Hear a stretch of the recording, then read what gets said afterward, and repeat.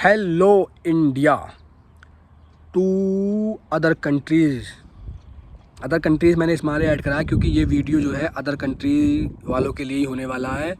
Specially जो gulf countries हैं उनके लिए, जैसे मान लीजिए सऊदी है, दुबई है, कतर है, कुवैत है, ठीक है, और भी कुछ कंट्रीज़ हैं। तो मोस्टली बहुत सारे कमेंट मुझे गल्फ़ कंट्री से आ रहे हैं, कतर से, कुवैत से, सऊदी से। वो लोग जो है यहाँ आने की मतलब चक्कर में है, यहाँ आने का प्लान कर रहे हैं।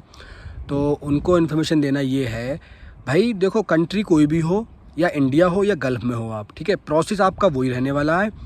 और मतलब ये मत समझो कि आप गल्फ़ में पहुंच गए हो तो आप कोई मतलब अच्छी जगह पहुंच गए हो या कोई बहुत वीआईपी जगह पहुंच गए हो, आपको आसानी से काम हो जाएगा, ऐसा कुछ नहीं है भाई।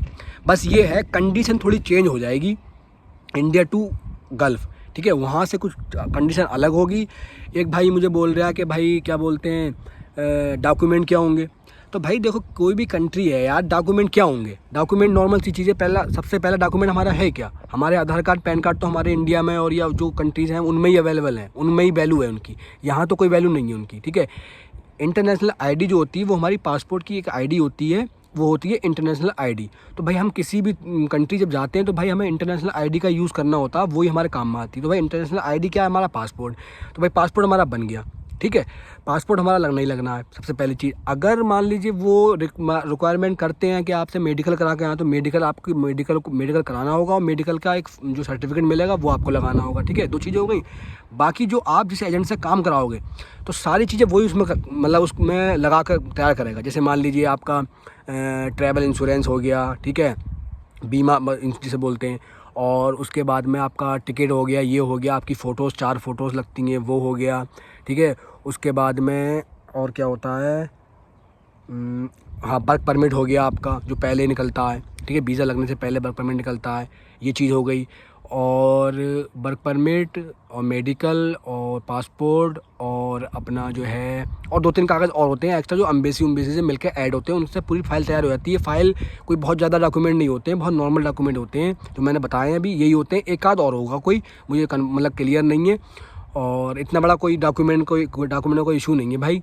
ये पहचान पत्र वगैरह, ये और ये आधार कार्ड वगैरह, पैन कार्ड वगैरह, ये घर बस वहीं पे ही है। लेकिन हाँ, इंडिया का जो प्रोसेस है वो इनसे होगा, ठीक है भाई। ये ना समझा कि वो किसी काम के नहीं है, इंडिया का जो प्रोसेस है वो होगा, लेकिन यहाँ तुम्हारे किसी काम के नहीं होने वाले। यहाँ लेके आओ या मत आओ, ठीक है भाई। अब ये जो क्वेश्चन कर रहे हैं कि भाई गल्फ़ से कैसा होगा, तो भाई गल्फ़ से भी सेम वैसा ही प्रोसेस है। आपको एजेंट करना है, और एजेंट ऐसा करना है जिसके बंदे ऑलरेडी पहले से किसी कंट्री में पहुंचे हुए हों। ये ना कि किसी भी उठाऊ चूल्हा से जो है बात कर लें, वो कल को तुम्हारे पैसे लेके भाग जाए, ठीक है भाई। तो इससे बहुत अवेयर रहना है, और ठीक है, तो उससे बात करनी है भाई, और अपने पैसों की बात करनी है, कितने पैसे लेगा भाई। और एक चीज़ मैं हमेशा बोलता हूँ हर वीडियो में कि भाई किसी भी एजेंट को पहले पैसे नहीं देने हैं, क्योंकि पहले पैसे देने का कोई मतलब ही नहीं है, ठीक है भाई। नॉर्मल पैसे वो ले सकता है 10 से 20 हज़ार रुपये, जो वर्क परमिट का चार्ज होता है। अगर वो मांग रहा है तो ठीक है। जो एजेंट अच्छे होते हैं, जो रियल होते हैं, जेन्युइन होते हैं, वो एजेंट ये भी नहीं लेते हैं, ठीक है। अगर वो काम कराने उन्हें पता है मैं काम करा दूंगा, तो भाई पूरी पेमेंट लेता है बंदा वो, ठीक है। इस टाइम जो भी, अगर मान लो बात करूँ मैं सऊदी या दुबई से, जो भी इन कंट्रियों से जो भी आ रहे हैं, तो भाई वो नॉर्मल वहाँ से जो खर्चा आ रहा है वो 5 लाख रुपये आ रहे हैं। वहाँ से खर्चा 5 लाख रुपये आ रहा है, और बंदे आए भी हैं, बहुत सारे बंदे आए भी हैं यहाँ से। अभी तक तो जो भी पोलैंड में आ रहे हैं वो इन्हीं कंट्रियों से आ रहे हैं, इंडिया से तो कोई आ भी नहीं रहा, क्योंकि इंडिया से अभी काम हो भी नहीं रहा। और इंडिया से जो काम होता है, जिन महीनों में होता है, वो मैंने एक रील में बताया भी है, मैं यहाँ भी बता दे रहा हूँ कि भाई जो इंडिया से काम होता है मोस्टली वो अक्टूबर से लेके मार्च, समझ लो कि मार्च तक इन मंथों में काम होता है। इन मंथ में लोग आते हैं मोस्टली पोलैंड में।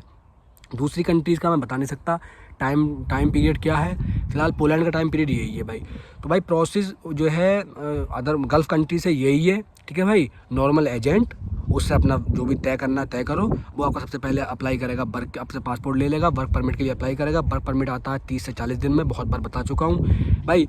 उसके वर्क परमिट आने के बाद आपकी फ़ाइल तैयार करेगा। फ़ाइल में वो आपके 4 फ़ोटोज़ लेगा और बाकी सारी चीज़ें लेगा। उसके बाद फ़ाइल बना के आपको दे के, और एम्बेसी डेट लेगा वो, ठीक है। एम्बेसी डेट लेने के बाद आपको फ़ाइल दे के आपको एम्बेसी भेज देगा। एम्बेसी जाओगे, वहाँ का एक नॉर्मल चार्ज होगा 5 से 6 हज़ार रुपये, या जो भी इसके बीच में वो चार्ज होगा, वो आपको पे करना है। वहाँ पे जाकर नॉर्मल फॉर्मेलिटीज़ होंगी एम्बेसी की, कोई बहुत बड़ा वो नहीं होगा, ठीक है भाई। उस पर मैं वीडियो बनाऊँगा, वो आप देख लेना एम्बेसी के ऊपर। तो भाई वो वहाँ पर उसके बाद आपका जो है एम्बेसी हो जाएगा, वो आपको बता भी देगा कि भाई कब तक आपका वीज़ा आ जाएगा। एम्बेसी होने के बाद में आपका वीज़ा भाई 30 से 40 दिन में वीज़ा आ जाता है। और इससे ज़्यादा नहीं लगते। गल्फ़ में अगर मान लीजिए टाइम लगता हो, कुछ दिन ज़्यादा लगते हो, तो वो मैं कह नहीं सकता, लेकिन एक जो नॉर्मल टाइम है वो यही है। ठीक है भाई, वीज़ा आ जाएगा, वीज़े के बाद अपना टिकट कराओ, या टिकट आपका जो एजेंट से तय है तो एजेंट टिकट करा के देगा आपका। मोस्टली एजेंट से तय होता है टिकट, एजेंट उन्हीं पैसों में टिकट करा के देता है। टिकट हो गया भाई, अपनी फ़्लाइट पकड़ो, अपने आ जाओ। ठीक है भाई, तो ये सब प्रोसेस है। उम्मीद करता हूँ समझ में आ गया होगा। वीडियो को मैं ज़्यादा लंबा नहीं करूँगा, क्योंकि भाई ज़्यादा लंबी वीडियो से लोग बोर हो जाते हैं। और भाई तो अगर नए हो चैनल पर तो सब्सक्राइब मार लो उसको, लाइक वगैरह कर लो, कमेंट वमेंट करते रहना, और दुआ में याद रखना। अभी के लिए अल्लाह हाफिज़, अगली वीडियो में मिलते हैं। होपफुली अगली वीडियो अम्बेसी वाली होने वाली है, पूरी इन्फॉर्मेशन के साथ। चलिए।